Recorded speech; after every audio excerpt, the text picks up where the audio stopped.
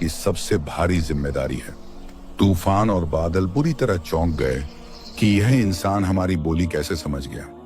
तूफान ने डरते डरते आगे बढ़कर अपना सिर झुकाया और कहा, ए अल्लाह के नेक बंदे, आप हमारी बोली जानते हैं तो हमारा दर्द भी जानते होंगे। हम सदियों से इंसानों की गुलामी कर रहे हैं, हमें भी इंसान बना दीजिए। हम इस जानवर वाली जिंदगी से तंग आ चुके हैं। बुजुर्ग फकीर ने बहुत ही संजीदगी से कहा, अल्लाह ने हर मखलूक को उसकी फितरत के हिसाब से बेहतरीन बनाया है।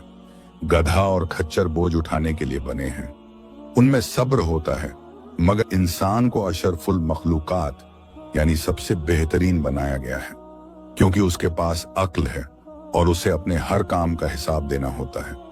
क्या तुम उस हिसाब के लिए तैयार हो? तूफान को तो बस ताकत और ऐशो आराम दिखाई दे रहा था।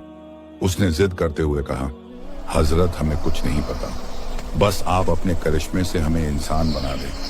हम वादा करते हैं कि हम बहुत अच्छे इंसान बनकर दिखाएंगे।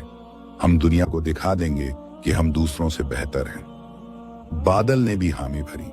फकीर ने एक गहरी सांस ली और आसमान की तरफ देखा, जैसे वो रजामंदी मांग रहे हों। फिर उन्होंने कहा, ठीक है, अगर तुम्हारी यही जिद है तो ऐसा ही होगा, मगर याद रखना, इंसान का जिस्म मिल जाने से कोई इंसान नहीं बन जाता। इंसानियत दिल और दिमाग में होती है।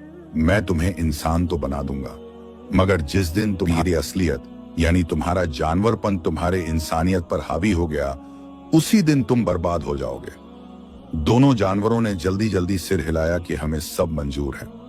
बुजुर्ग फकीर ने अपने हाथ में थोड़ी सी रेगिस्तान की मिट्टी उठाई और कुछ परखकर उन दोनों के ऊपर फूंक मार दी। अचानक एक तेज आंधी चली और रेत का गुबार उठकर खड़दहा हुआ। उस गुबार के अंदर तूफान और बादल के जिस्म बदलने लगे। उनकी हड्डियां चटकने लगी, उनका चमड़ा खींचने लगा, और देखते ही देखते जब धूल हटी तो वहां दो जानवर नहीं बल्कि दो हट्टे कट्टे नौजवान खड़ गए थे। तूफान अब एक लंबा, चौड़ा और ताकतवर आदमी बन चुका था, जिसकी आंखों में वही घमंड था, और बादल एक सीधा सादा सा आदमी लग रहा था जो अपनी ही हथेलियों को हैरानी से देख रहा था। तूफान ने अपनी आवाज सुनी तो खुशी से पागल हो गया।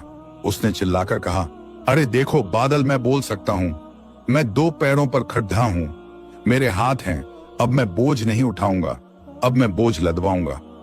बादल भी बहुत खुश था। उसने कहा, भाई यह तो जादू हो गया, अब हम क्या करेंगे?